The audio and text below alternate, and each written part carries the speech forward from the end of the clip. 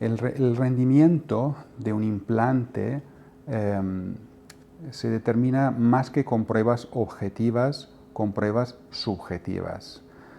¿Qué significa esto? Hay que realizar unas audiometrías que de por sí son pruebas normalmente subjetivas y son diferentes según la edad del paciente.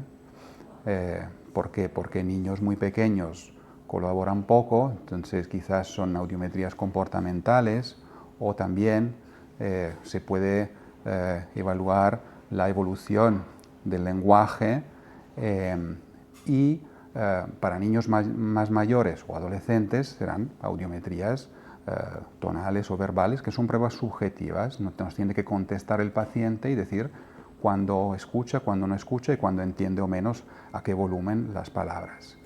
Pruebas objetivas, que significa que no necesitan de la colaboración del paciente, no son habituales.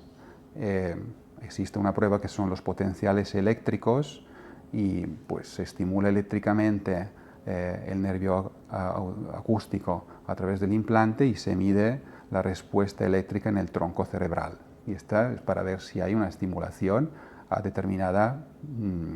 si hay una estimulación del tronco y de los núcleos del tronco auditivo a una determinada intensidad eléctrica. Pero no es lo habitual, de hecho no hace falta la mayoría de las veces. Sí que hay otras pruebas objetivas que más que para valorar las prestaciones auditivas del paciente sirven para ver las funciones, el correcto funcionamiento del implante, que se llama en términos general telemetría y mide la impedancia de los electrodos, o sea, si están funcionando bien, si están bien colocados. Hay una serie de parámetros eléctricos y electrofisiológicos que nos dicen si el implante está funcionando bien eléctricamente y si está bien colocado. Y esto también estas son pruebas objetivas y es muy importante.